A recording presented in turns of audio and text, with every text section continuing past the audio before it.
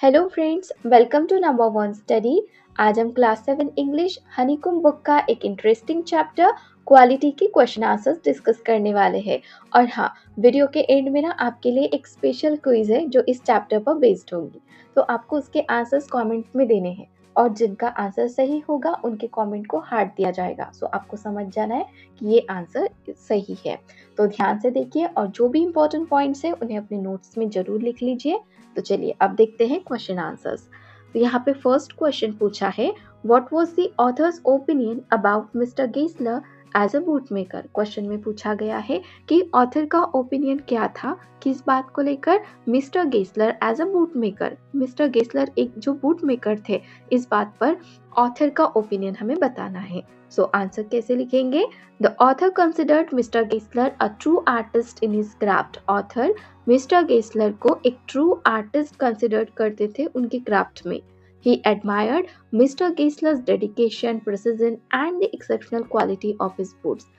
Author जो थे वो एडमायर मतलब तारीफ करना, सराहना करना। किस बात की सराहना करते थे? मिस्टर गेस्लर के डेडिकेशन, मेहनत की, प्रिसिजन, सटीकता और जो एक्सेप्शनल क्वालिटी वो देते थे बूट की। मतलब ऐसे क्वालिटी वाले बूट कहीं और मिलते ही नहीं थे। इतनी अच्छी क्वालिटी के बूट मिस्टर गेस्लर बनाते थे। तो इस बात की सराहना करते थे ऑथर। विच वर ड्यूरेबल, जो लॉन्ग समय के लिए टिकते थे, परफेक्टली फिट होते थे एंड बियॉन्ड ऑर्डिनरी क्राफ्ट्समैनशिप थे। तो इस तरीके का ओपिनियन था ऑथर का about mister Gessler as a boot maker. चलिए अब नेक्स्ट क्वेश्चन देखते हैं। Why did the author visit the shop so infrequently? Question में पूछा गया है कि ऑथर मिस्टर गेस्लर की शॉप को इनफ्रिक्वेंटली क्यों विजिट करते थे। इनफ्रिक्वेंटली मतलब बहुत टाइम के बाद हम कह सकते हैं। तो इसका आंसर कैसे लिखेंगे?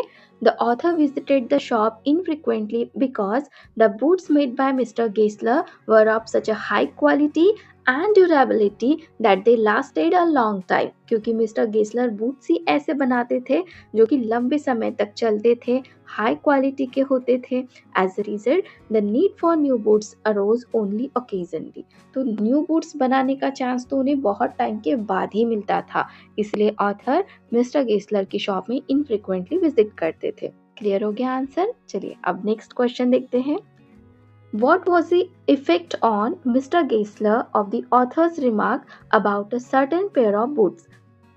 क्वेश्चन में हमें ये पूछा गया है कि एक बार क्या होता है ना कि ऑथर जो है वो बूट पर अपना रिमार्क देते हैं। तो क्वेश्चन में पूछा गया है कि उस रिमार्क का मिस्टर गेस्लर पर क्या इफेक्ट हुआ था, ये हमें बताना है। What was the effect on mister Gessler of the author's remark, जो ऑथर ने दिया था एक बूट पर।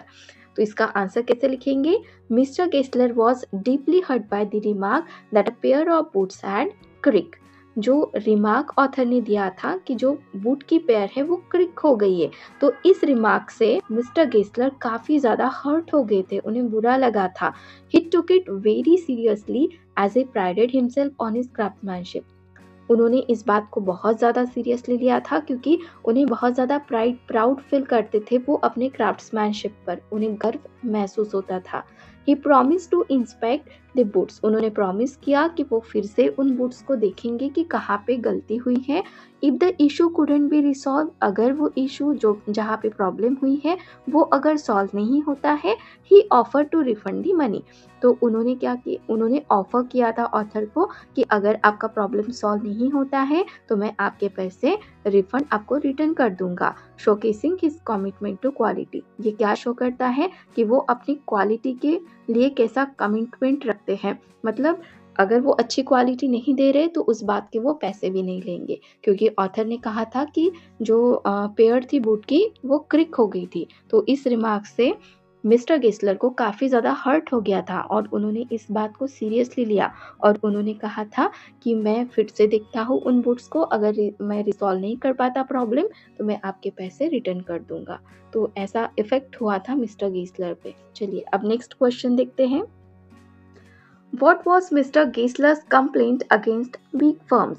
बिग फर्म्स को लेकर मिस्टर गेस्लर की क्या कंप्लेंट थी, ये हमें बताना है।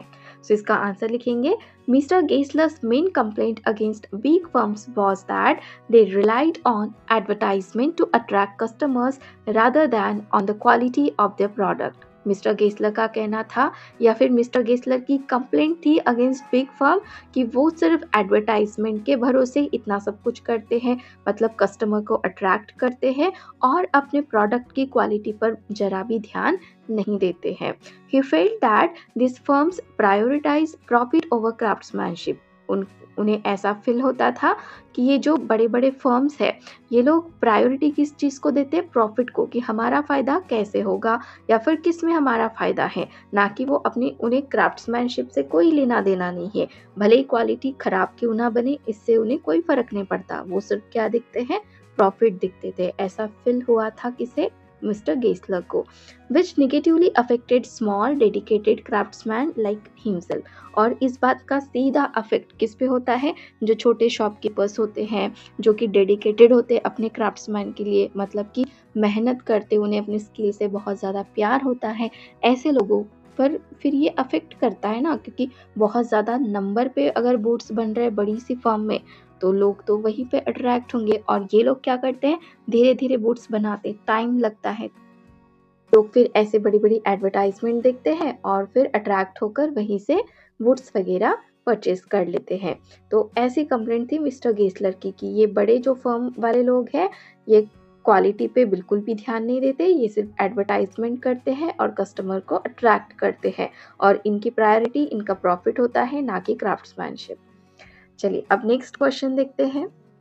Why did the author order so many pairs of boots? Did he really need them? Question में पूछा है कि ऑथर ने बहुत सारे पेयर ऑफ बूट्स क्यों ऑर्डर किए थे. Did he really need them, क्या उन्हें सच में इतने सारे पेयर ऑफ बूट्स की ज़रूरत थी. तो इसका आंसर लिखेंगे the author ordered several pairs of boots out of sympathy for mister Gessler who was struggling due to lack of business. तो ऑथर ने इतने सारे जो पेयर्स थे बूट के ये क्यों ऑर्डर कर रहे थे, out of sympathy for mister Gessler. वो सिंपैथी दे रहे थे किसे, मिस्टर गेसलर को, क्योंकि वो काफ़ी ज़्यादा स्ट्रगल कर रहे थे due to lack of business, उनका बिजनेस नहीं चल रहा था ना इस बात से.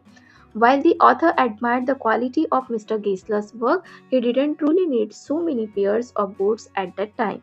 हाँ, ऑथर जो थे वो एडमायर तो करते थे कि मिस्टर गेसलर का काम अच्छा है, उनकी क्वालिटी अच्छी है बूट बनाने की, बट इस टाइम पे उन्हें इतने ज़्यादा पेयर तो नहीं चाहिए थे बूट्स के, लेकिन उन्होंने ऑर्डर दिए थे सिर्फ किस लिए, सिंपैथी के लिए. चलिए अब नेक्स्ट क्वेश्चन देखते हैं. Do you think mister Gessler was a failure as a boot maker और as a competitive businessman. Question में पूछा गया है कि क्या आप ऐसा सोचते हो mister Gessler as a boot maker और एज अ कॉम्पिटिटिव बिजनेसमैन वो फेलियर थे.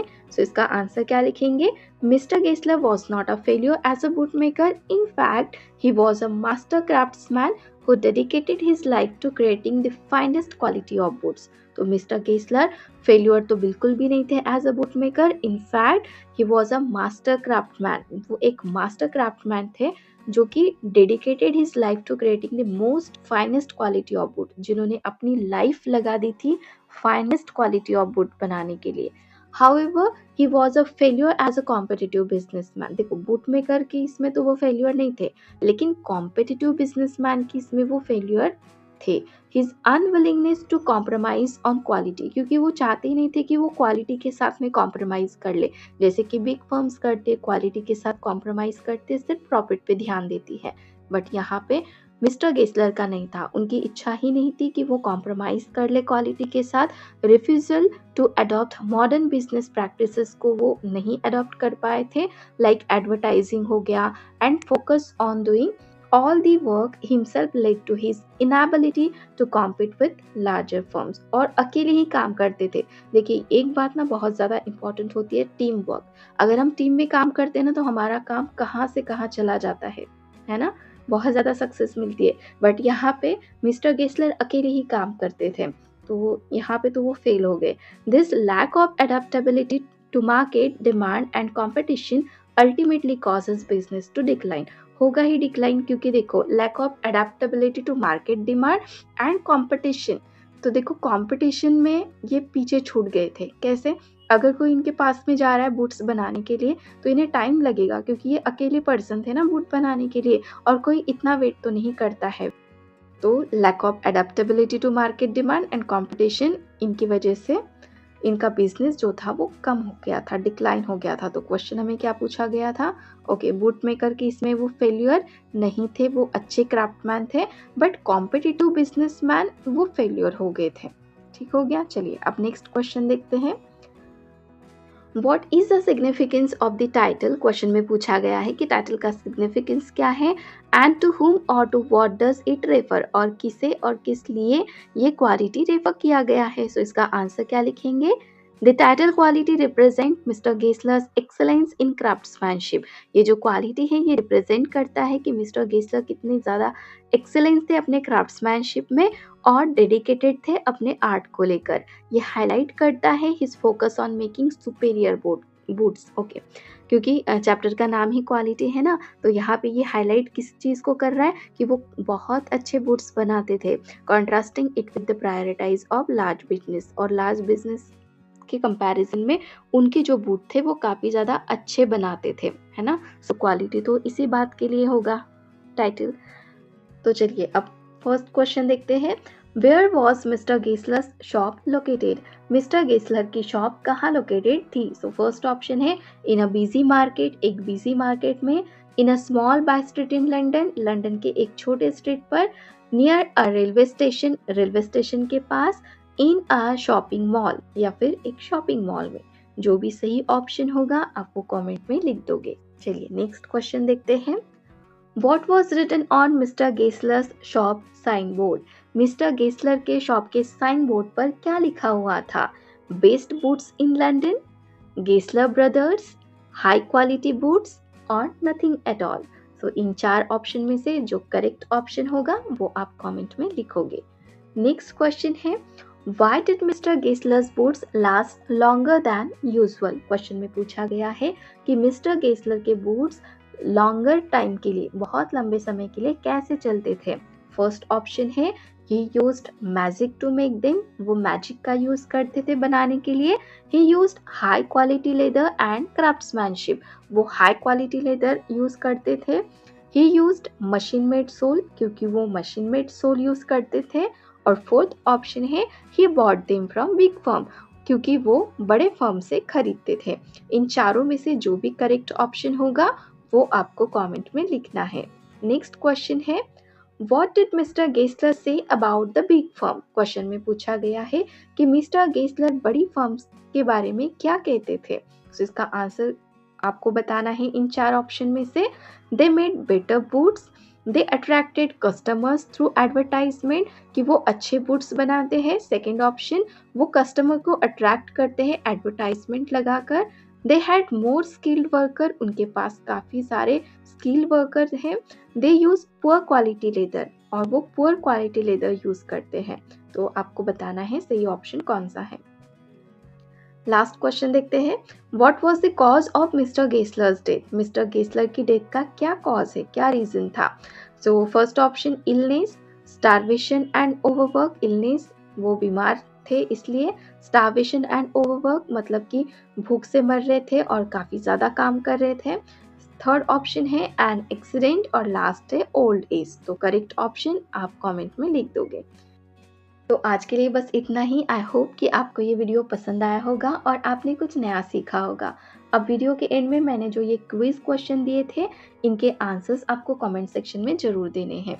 मैं उन सभी आंसर्स को देखूंगी और जो सही आंसर्स होंगे ना उन कमेंट्स को हार्ट दिया जाएगा। सो आपको समझ में आ जाएगा कि ये आंसर सही है। तो जल्दी से अपने आंसर्स लिखिए और देखिए कितने आप में से सही आंसर्स देते हैं। अगर आपको ये वीडियो पसंद आई हो तो प्लीज़ इसे लाइक करें और शेयर करें और हमारे चैनल को सब्सक्राइब करें, ताकि आपको ऐसी और भी इंटरेस्टिंग वीडियोस मिलते रहे। अगले वीडियो में मिलते हैं। सीखते रहिए और क्यूरियस रहिए। Thank you.